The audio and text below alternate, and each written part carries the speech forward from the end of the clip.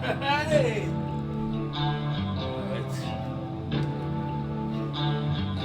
Hello. Good afternoon. It's 3 o'clock here at New York City in the West Village. I'm Gary Lucas, and I'm going to play for you for the next half an hour.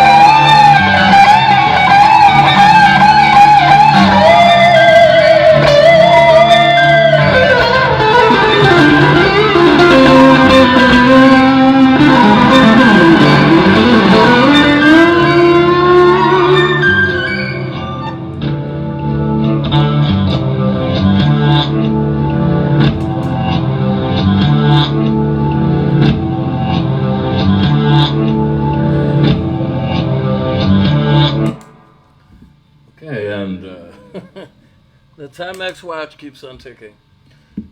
And there you have it. That is a version of a great tune by Abdullah Ibrahim, aka Dollar Brand, who was known by that name because of the Dollar brand of cigars he liked to smoke, sort of like Cope Segundo, right? But a South African version. And that's off an album. I originally heard that on an album entitled African Piano on ECM. It's a live album, really fantastic compositions, and he gets these hypnotic grooves going with his left hand, like that one in 5/4 time, and uses it as a springboard for improvisation. because pretty much anything that you play against it in any meter or tuning or chord or sonic shape sounds good against it. I'm a big believer, as mentioned, in the power of the drone, and especially one centered in drop D tuning, which is what this is in. And basically it's just the low E string tuned down to a low D, one step down on the guitar. It's definitely a liberating feeling once you get comfortable in open tunings, because you can really go to town compositionally. It kind of takes you out of the prison of standard tuning, which, I mean, by no means is an ultimate prison, because there are many, many accomplished players who can comp, a chord every 16th note in a different voicing, and do stuff like that. But for me, I don't know, I mean, as a player, I prefer these open tunings because the whole underpinning of them is fundamentally a pedal point, a drone, and it grounds them, but you can soar. You can definitely soar into the Blue Empyrean in such a tuning. And anyway, so I just learned that the great Lawrence Ferlinghetti passed away. He'd been sick for some time, and he was pretty old. And that's a shame, because he's one of the last living links, he was, to the beatnik era. And he got so much great poetry going, courtesy of his store in San Francisco, City Lights Books, which I'd recommend a visit to if you're in San Francisco. He was described as a citadel in the Washington Post, which was, to me, a funny usage of the word, because a citadel more or less refers to a physical space. I'd say the citadel was more the store than old Lawrence, but be that as it may, maybe they took creative license there with their headlines. I have one story to relate, because I wound up in San Francisco. I liked it. I'd visited there a few times to see friends after I got out of college. And I eventually wound up for almost 2 years in Taipei, Taiwan. But on the way back to America, I decided to try and stop in San Francisco for as long as I could and set up a residence there. I got married there to my first wife, Ling, in both a civil ceremony before a judge and a religious ceremony before 3 rabbis, if you can believe it, because she decided to go whole hog on the religious tip. She was very much partial to Jewish culture, and she had lived in Israel for a while. Chinese woman from Singapore, my first wife. But anyway, in stopping there, I set up camp with her in a little studio apartment on Green Street, which is right, sort of, it's in technically the Pacific Heights area, which is considered a very Tony part of San Francisco. But, it was a modest sort of beginning, but we were happy in this small place until the morning. I remember that we were awakened about 6 a.m. by a minor earthquake, which shook things up. But we survived, as did the city.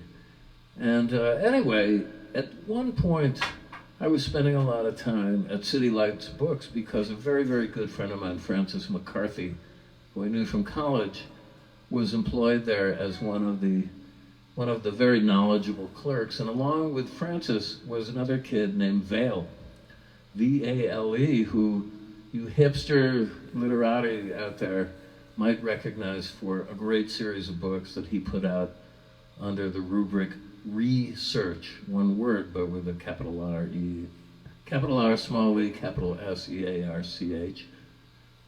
He put out a whole series of books that were devoted to esoteric, tribalistic, postmodern, ad infinitum, ad nauseum art, including body-piercing tattoo art, the work of J.G. Ballard, one of my favorite science fiction authors. All sorts of esoteric knowledge was part and parcel of research's purview.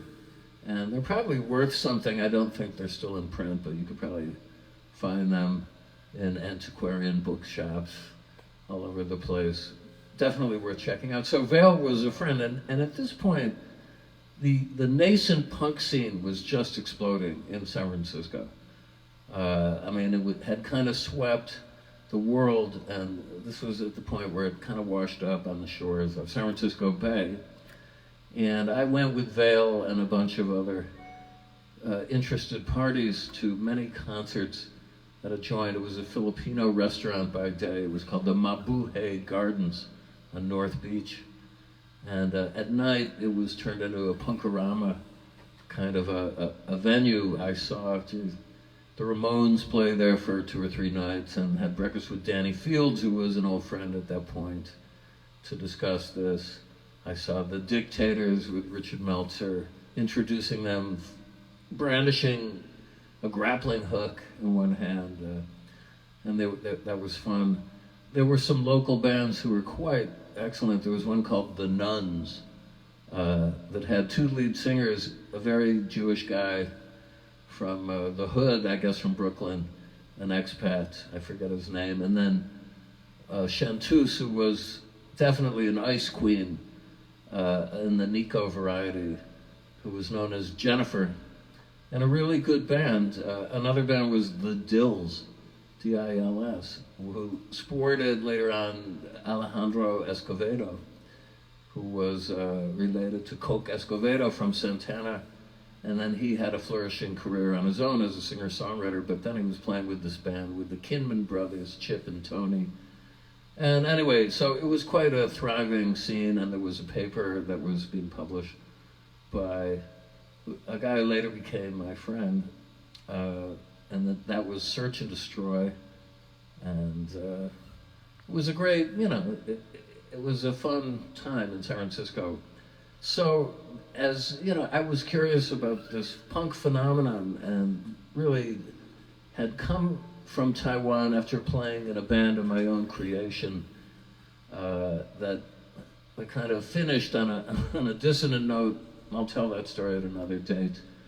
I was looking for something to do. And so at that point, Vale's girlfriend was a woman who went by the name Vermilion Sands, which you J.G. Ballard freaks would know as the title of one of his best books.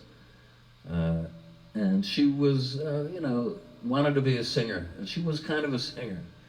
And so she was the lyricist and singer, and Vale was in there playing drums, I believe, so I was playing guitar.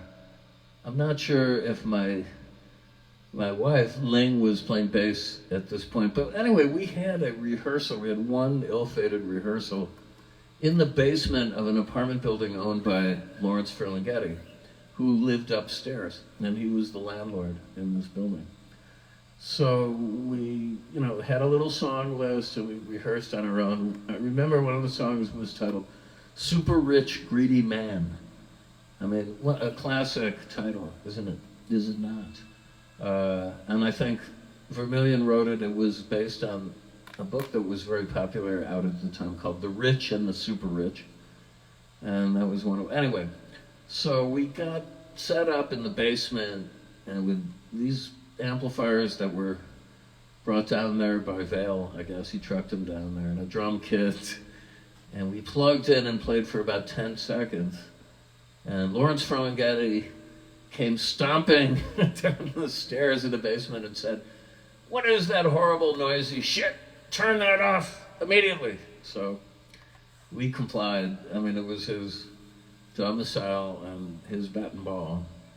And that was that was the end of a very short-lived attempt at a punk band, on my end anyway, but also for those people. And all I can tell you is that some years later, I was back in San Francisco to play with Captain Beefheart, Don Van Vliet.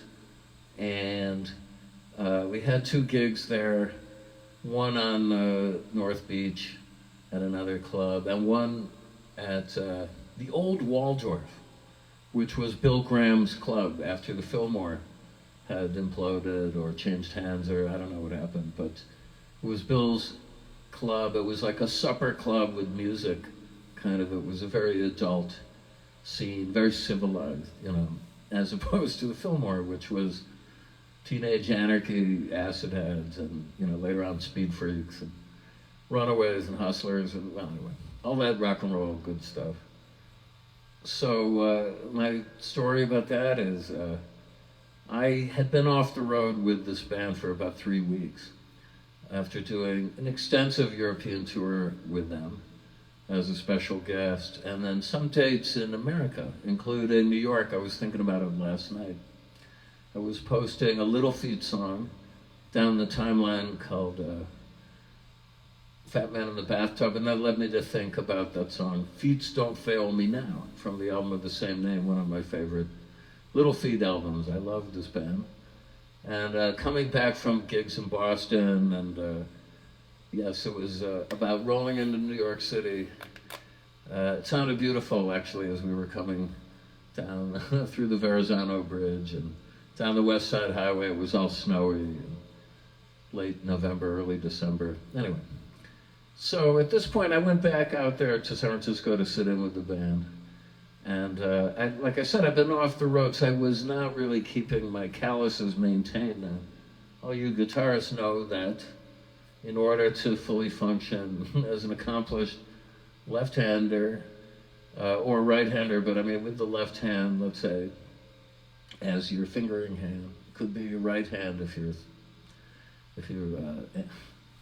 what's the word for it? Sesquistep? No, I don't know. Left-handed. I'll think of it. Anyway, you have to maintain the calluses. You have to keep playing even a little bit every day, because if you don't, they're going to dissolve and turn, from being a hard, callous surface, which is appropriate to digging in and bending notes on your fretboard, they'll just become soft flesh. And then, especially if the atmosphere changes, you risk getting blisters on your fingers. One would think of Helter Skelter, the Beatles, and the famous, I've got blisters on my fingers. That's what happens. And then if they burst, that could be very painful. So anyway, I had a solo spot in the show called Flavor Bud Living.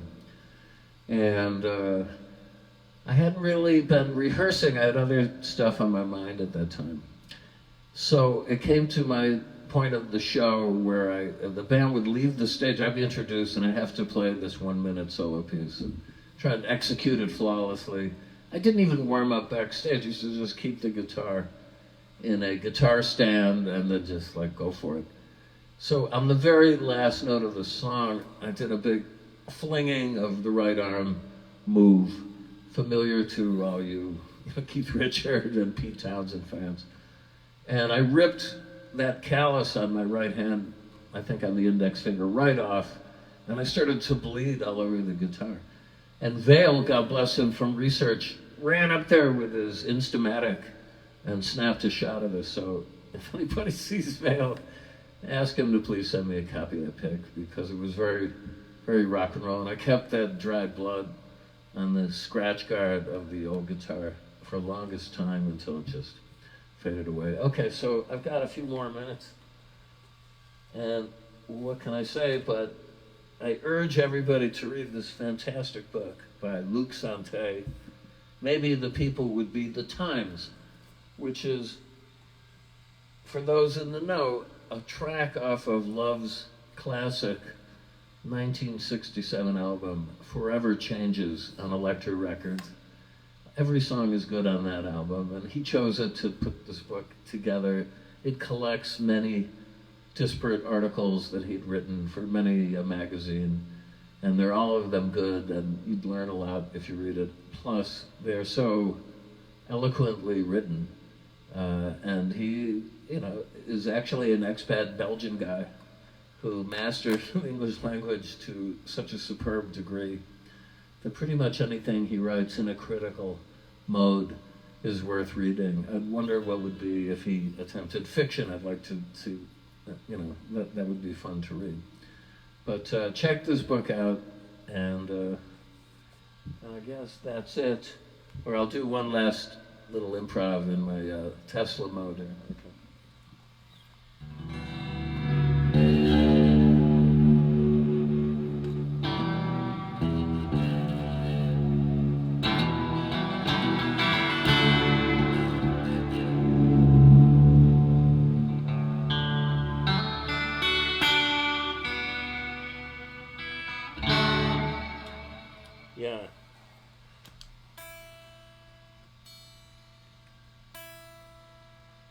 Even an improv should be more or less in tune, don't you know?